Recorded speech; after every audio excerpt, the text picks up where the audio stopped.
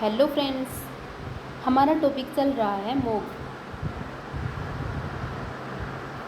मूक के बारे में हमने पिछली वीडियो में काफ़ी कुछ डिस्कस किया था और आज की वीडियो में हम जो मूक के 4 क्वाड्रेंट्स हैं,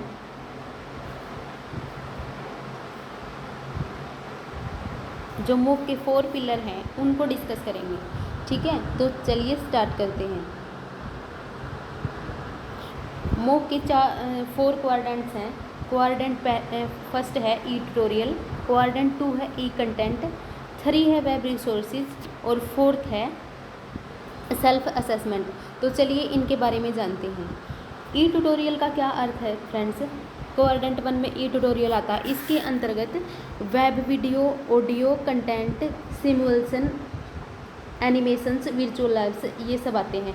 कहने का क्या मतलब है कि हम एक एग्जांपल से समझते हैं। सबसे पहले हमें किस चीज़ की ज़रूरत होती है? सबसे पहले हम कक्षा में जाते तो हमें लेक्चर की ज़रूरत होती है। उसी प्रकार से मॉक के ऊपर भी है। सबसे पहले हमको web video, audio content, simulation जो हमें चाहिए है, जो जो जो हमें प्राप्त करना है, जो हमें ग्रहण करना है, वो आता है ई ट्यूटोरियल के अंतर्गत। इसके अंदर अलग अलग लेक्चरर के लेक्चर्स मिल जाएंगे, वेब वीडियो, ऑडियो कंटेंट मिल जाएगा, सिमुलेशन, एनिमेशन जैसे ग्राफिक्स के द्वारा समझाया जाता है, वर्चुअल लैब्स। इसके ई ट्यूटोरियल के अंतर्गत ये सारी चीज़ें आती हैं जो हमें सीखना है। उसके बाद आता है क्वाड्रेंट 2।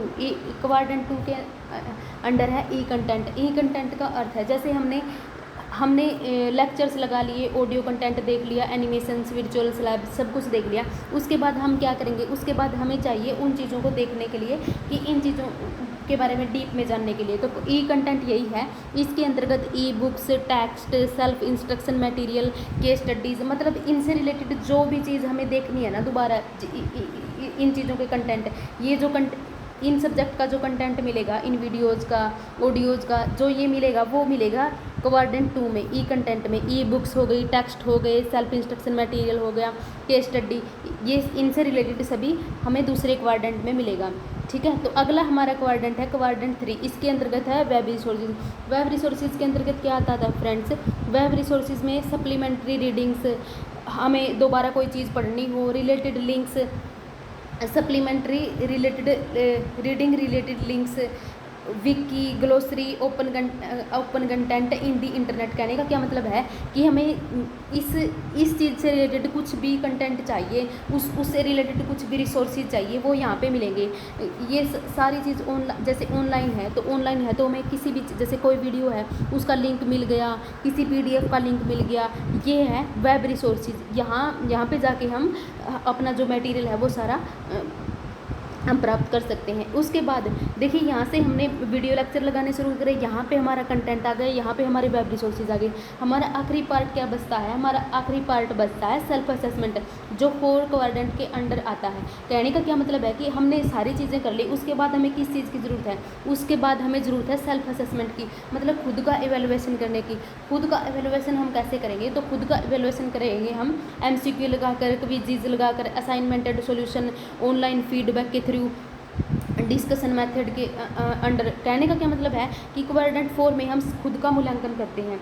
सबसे पहले हम ऑडियो वीडियो, ई ट्यूटोरियल के अंतर्गत web video, audio content, animations, ये चीज़ आ गई। क्वाड्रेंट 2 के अंदर क्या आता है? क्वाड्रेंट 2 के अंतर्गत आता है ई कंटेंट, जिसके अंदर e books, text, self instruction material, case studies, ये सब आ गई। क्वाड्रेंट 3 के अंतर्गत वेब रिसोर्सेज, जहाँ में ईमेल्स वगैरह, PDF के लिंक, वीडियो वगैरह के लिंक, ये सब मिलती हैं, वेब रिसोर्सेज होते हैं ये। उसके बाद क्वाड्रेंट 4 के अंतर्गत हम सेल्फ असेसमेंट करते हैं।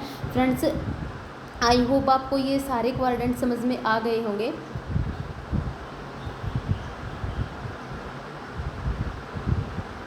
चलिए एक बार और देखते हैं क्वाड्रेंट 1 के अंदर ई ट्यूटोरियल, जिसके अंदर web video, audio content, simulation, animations, virtual lab आती हैं। क्वाड्रेंट 2 के अंतर्गत ई कंटेंट आता है।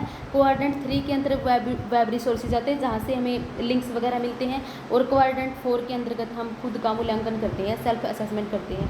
फ्रेंड्स, जो ये मूक है, ये हमें फ्री ऑनलाइन कोर्सेज तो प्रोवाइड करवाता है, इसके साथ हमें ग्रेडिंग से डिग्री वगैरह भी, सर्टिफिकेट्स वगैरह भी देता है। तो ये है हमारे मॉक के 4 क्वाड्रेंट्स जिसके ऊपर मॉक कार्य करता है। आई होप आपको मॉक के 4 क्वाड्रेंट समझ में आ गए होंगे। अगर समझ में आ गए हैं तो इस वीडियो को शेयर कर दीजिएगा और चैनल को सब्सक्राइब जरूर कर लीजिएगा। Thank you. मिलते हैं अगली वीडियो में अगले कंटेंट के साथ। Thank you.